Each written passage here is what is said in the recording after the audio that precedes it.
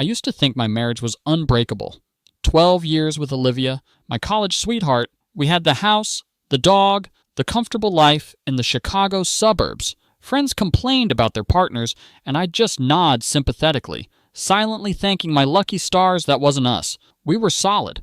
Until one night, one charity gala, one dance showed me just how fragile everything really was. She danced with him as if I didn't exist, and in that moment, the foundation of my entire world cracked. Before I tell you how that single dance unraveled everything, make sure you hit that subscribe button right now if you're here for these kinds of raw, intense, real-life relationship stories from Reddit. You won't want to miss what comes next. Olivia and I, we were the couple who had it figured out, or so I thought. Met in college, married a few years later, built a life, brick by brick. She climbed the ladder at her PR firm. I designed buildings. We had our routines, our Friday date nights, our yearly vacations. It wasn't flashy, but it felt real. My dad always said, marriage isn't about grand gestures. It's about choosing each other every single day. And I chose Olivia every day, without a second thought. I truly believed we were unshakable. Then came the April charity fundraiser, one of those fancy black tie things her firm organized every year for cancer research, held at the Meridian Hotel downtown. Olivia lived for these events. I mostly endured them, but I rented the tux, shined my shoes, ready to play the supportive husband. If I'd known what that night held, would I have stayed home, called in sick? Honestly, I don't know. But you can't unsee things. You can't unfeel that gut-wrenching moment when you realize the life you believed in was maybe just an illusion. The ballroom was exactly what you'd expect. Glittering chandeliers, clinking champagne glasses, the low hum of wealthy people talking about charity. Olivia looked incredible in a deep blue gown, wearing the diamond earrings I gave her for our 10th anniversary. "You clean up nice, Hayes," she whispered, fixing my bow tie. Her perfume, so familiar, felt distant somehow.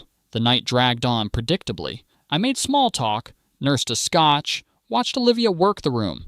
She'd occasionally catch my eye and smile, a little reminder of why I put up with these things. Around 10, the band started, and couples drifted to the dance floor. I was trapped talking to some retired architect bragging about designing strip malls when I lost sight of Olivia. "Your wife does remarkable work," the architect droned on, gesturing vaguely. I nodded politely and followed his gesture. And that's when I saw her, Olivia, on the dance floor with a man I'd never seen before. Tall, dark-haired, radiating that easy confidence of money or success. His hand was resting low on her back, far too comfortably, as they swayed together. This wasn't just a polite colleague dance. This was different. She was looking up at him, completely captivated, with an expression I hadn't seen aimed at me in what felt like forever. Fascination. Desire. My stomach plummeted. It wasn't just how close they were, or even where his hand was straying. It was how utterly absorbed she was, laughing at something he whispered, oblivious to the crowd, to her colleagues, to me. She danced with him like I was invisible, like our 12 years together didn't exist in that moment. I kept waiting, watching, expecting her eyes to flick towards me, even for a second, some small acknowledgement, nothing. She was completely lost in him, and a chill went through me, despite the warm, crowded room. I put my empty glass down, straightened my jacket. The architect was still talking, but it was just static now. I didn't make a scene, didn't charge across the floor. I just turned, quietly, and started walking towards the exit. A sickening thought hit me. Would she even notice I was gone? I paused near the bar, ordering another drink I didn't really want, watching them. The song ended, but another began. Slower, more intimate. Most partners would separate then, but he pulled her closer, and Olivia, my Olivia, just melted against him. Like she belonged there. That look on her face, desire, fascination, I knew it. It used to be for me. Now, it was for this stranger. "Quite the event," a voice said beside me. "Chloe, one of Olivia's colleagues. Your wife did an amazing job." "She always does," I managed, my voice surprisingly level. Chloe followed my gaze to the dance floor. Her smile instantly faded. "Oh, I see Julian's here. Didn't realize he was invited." Julian. So he had a name Chloe recognized, and one that clearly made her uncomfortable enough to quickly make an excuse and leave me standing there. I watched them for another minute, maybe two. It felt like an eternity. His hand definitely drifted lower. He whispered something. She threw her head back laughing. His lips brushed her neck, just a flicker, but her fingers tightened on his shoulder in response. This wasn't a first dance. This wasn't even just flirting. This was familiarity. This was practice. This was something established. My usual calm, rational self just cracked. I could storm out there, cause a massive scene Olivia would never forgive, or I could leave with the shreds of my dignity. I chose dignity, put the untouched drink down, straightened my jacket again, and walked out. The cool night air felt like a slap in the face. As I handed my ticket to the valet, I saw my hand was shaking, not just anger, but the sickening realization that maybe our marriage had been dying for a while, and I'd been too blind or too comfortable to see it. The valet brought my car. I tipped him probably too much. Olivia always teased me about that. Wondered if Julian was a generous tipper or the entitled type. I sat behind the wheel, engine off, watching the hotel entrance in the rearview mirror, half hoping, half dreading she'd burst out, calling my name. She never came. I drove aimlessly through the city lights, the rational part of me trying to find an innocent explanation, but the image of her face looking at him drowned it out. I ended up at the Rusty Mug, a dive bar where my buddy Ben and I watched games. Anonymous. Perfect. Ordered a whiskey. Neat. 2 drinks later, my phone buzzed. Olivia, where are you? I've been looking everywhere. I stared at the text. 2 hours. It took her 2 hours to realize I wasn't there. Was the gala that important? Or was Julian that important? I typed and deleted replies, finally sending back just, home now. The 3 dots popped up instantly, disappeared, reappeared. Olivia, are you okay? Did something happen? The sheer audacity made me laugh out loud. Did something happen? Yeah, just the complete implosion of my marriage, apparently.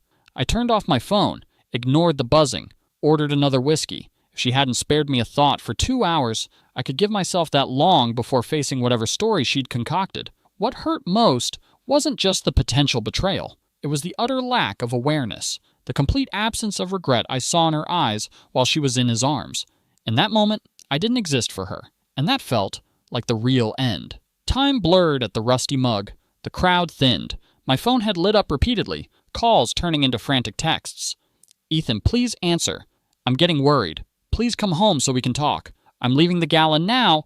Be home in 20. That last one was over an hour ago. She was home, pacing, probably in that blue dress, rehearsing her lines. The thought sickened me. I ordered coffee, needing clarity, not drunkenness. The shock was wearing off, replaced by a cold, sharp anger. I finally checked the phone. 12 missed calls. Scrolling through the texts. Please come home. Let me know you're safe. I needed a plan. Confronting her tonight felt pointless. We needed daylight, sobriety. I called the one person I knew would understand. Ethan? Ben answered, instantly alert. Everything okay, man? Not really. Can I crash at your place? A pause. Yeah, of course. Olivia, okay? The concern in his voice almost undid me. She's fine. We're not. Explain when I get there. 20 minutes later, I was on Ben's couch, spilling the whole story. He listened, his expression growing darker. Jesus, Eth, he said when I finished. Are you sure it wasn't just... Don't, I cut him off. Don't rationalize it. You didn't see her face. He ran a hand through his hair. Okay, I believe you. So what's the plan? I don't know. Need answers first. Think she'll give you the truth? The million-dollar question. Probably not easily, but I'll know if she's lying. My phone buzzed. Olivia again. Please just let me know you're safe. I'm worried sick. I typed back, I'm safe. Staying at Ben's. We'll talk tomorrow. The dots appeared, vanished, reappeared after a full minute. Then, 2 words that landed like a punch. Olivia. I'm sorry. Sorry. Not you misunderstood. Not it wasn't what it looked like. Just sorry. Confirmation. Ben offered the guest room. As I lay there staring at the ceiling, those 2 words echoed. Sorry for dancing. Sorry I saw. Or sorry for whatever had been going on long before that night. I had a horrible feeling I knew. Morning came too brightly. I'd barely slept. Showered, borrowed a shirt, faced myself in the mirror. I looked older, wrecked. Coffee helped. By the time Ben got back from his run, I had a semblance of a plan. You look like hell, he noted. Feel like it. Thanks again, man. Anytime. Heading home?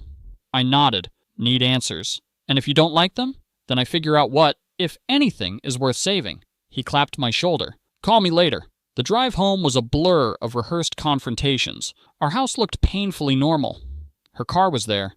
Took a deep breath, walked in, found her in the kitchen, pajamas, clutching tea, eyes red and swollen. "Ethan," she whispered. "Thank God." "We need to talk," I said flatly, staying by the door. "I know. About last night. Who's Julian?" I cut straight to it. Her face drained of color. "How?"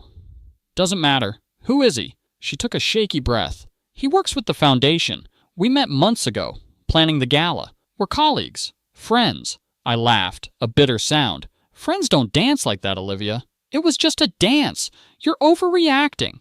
There it was. The minimization. A dance so absorbing you didn't notice your husband walk out? "I was busy. Work responsibilities. Including responsibilities to the guy with his hands all over you?" Color flooded her cheeks. "That's not fair." "No.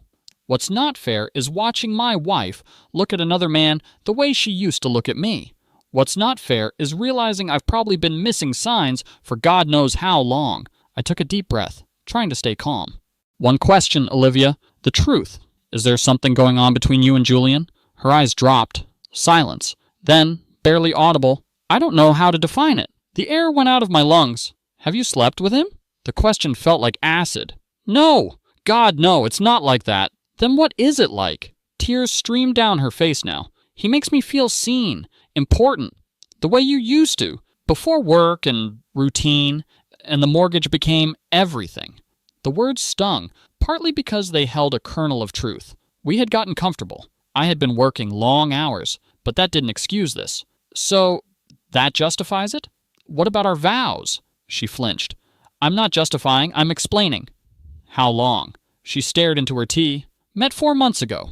Started with coffee after meetings, then lunch, texting all day, talking on my drive home, about things I used to talk to you about. So it's my fault?" "No!" Her eyes flashed. "I'm not blaming you for my choices. I'm telling you how it happened." "Has he been in our house? Our bed?" "God, no, Ethan. I told you it wasn't physical." "Yet," I added quietly. She didn't deny it. Over the next hour, the painful details emerged. An emotional affair, plain and simple. Shared secrets, inside jokes, stolen moments. "Does he know I saw you?" I asked. She hesitated. "Yes." She'd spoken to him today. He'd texted to see if she got home okay. She told him I wasn't there. And why? So he knows his competition is on to him? I couldn't keep the bitterness out. "It's not a competition, isn't it?" I pushed away from the counter, because it sure feels like one, and apparently I've been losing for months without even knowing I was playing. The question hung there. Was it over? Did I want it to be? "I need time," I finally said, "and space." "What does that mean?" "It means I can't sleep here right now, knowing you've shared parts of yourself with him for months." "Ethan, please. We can fix this." "Some people do," I acknowledged. "I'm not sure I want to." She looked like I'd struck her. "Don't tell me what I mean." My voice was dangerously calm. "You lost that right." I went to the bedroom, pulled out a suitcase. She followed, hovering. "Where will you go?" "Ben's. A hotel. Haven't decided." "For how long?" I zipped the bag, turned to face her. "I don't know, Olivia. I honestly don't know if I'm coming back." She started crying again, but the tears felt hollow now. Was she sorry, or just sorry she got caught? "What about Julian? Will you keep seeing him?" She looked shocked. "No, of course not." "Why not? If he makes you feel so seen?" "Because I love you," she whispered. I never stopped. The words just made me angry. That's not love, Olivia. Love doesn't seek validation elsewhere. Love doesn't hide things. Love doesn't dance like that while your husband watches. I picked up the suitcase. "Can we at least talk? Maybe with a counselor?" "Maybe." I paused at the door. "But not today." 10 minutes later, I was loading the car. Olivia watched from the porch. For a second, I almost broke. Almost went back. Instead, I drove away, watching her shrink in the rearview mirror. My phone buzzed. "Ben, how'd it go?" My reply? "She admitted everything. Heading to you." His instant response, "Doors open, beers cold." For the first time since the gala, I felt a flicker of something other than pain. Gratitude. I wasn't totally alone. A week later, I was holed up in a downtown Marriott, needing space even from Ben's couch. Olivia texted daily. Apologies. Mundane updates. Pleased to talk. I kept responses minimal, practical. Then Ben called. "Olivia called me," he said. "Worried. Says you're barely responding." He hadn't told her where I was, but then he dropped the bomb. Did some asking around about Julian. My gut clenched. He's been seen with other women. Always married women from the foundation. Word is, he likes the challenge. A cold fury washed over me. She wasn't special to him. She was a conquest. Damn. But strangely, the anger shifted. It clarified things. This wasn't just about Julian the predator. It was about the vulnerabilities in our marriage that he exploited. I finally texted Olivia. We need to talk. Tomorrow, 7 p.m. Neutral ground. Wilson Street Coffee Shop. Her reply was instant. I'll be there. Thank you. I got there early, picked a back table. Olivia arrived exactly at 7. She looked diminished, thinner, tired, hair simply pulled back. She sat hesitantly. Have you been in contact with Julian? I asked. She flinched but met my eyes. He's called, texted. I haven't responded. Why not? Because I realized what he was really doing. Her voice was hard. He doesn't care about me. I'm just another conquest. Ben told you? He didn't have to. I did my own research after you left. Found others. He has a pattern. I nodded slowly. And us? Do we have a pattern too? Yes, she admitted quietly. We take each other for granted. Stop trying. Her honesty was unexpected. I haven't been the husband you deserve, I acknowledged. Distant, absorbed in work. And I should have told you what I needed, she added, tears welling, instead of seeking it elsewhere. So where does that leave us? The question I'd wrestled with all week, weighing the years against the betrayal. I don't know if I can trust you again, I said, the words heavy. But I don't know if I'm ready to throw away 12 years either. What are you saying? I'm saying I want to try. The words surprised even me. Not promises, not forgiveness yet, but trying, with boundaries, counseling. Relief washed over her face, quickly followed by caution. Will you come home? Not yet. Soon, maybe. She nodded, understanding the fragile offering. Not reconciliation, but possibility. A door left ajar. We walked out together. Under a streetlight, she stopped. I love you, Ethan. I never stopped. I couldn't say it back. Not yet. But the anger, the hurt, it wasn't all I felt anymore. There was something else, faint, fragile, something that might, someday, become trust again. I'll call you tomorrow, I said, and walked to my car, alone. The hardest choices, I realized, are the ones that leave the future unwritten. This whole ordeal has been gut-wrenching, and honestly, the path forward is still blurry. If you felt this story, if you understand the complexity of betrayal and fragile hope, hit that like button, and make sure you're subscribed for more unbelievable confessions. Let me know in the comments. What would you do?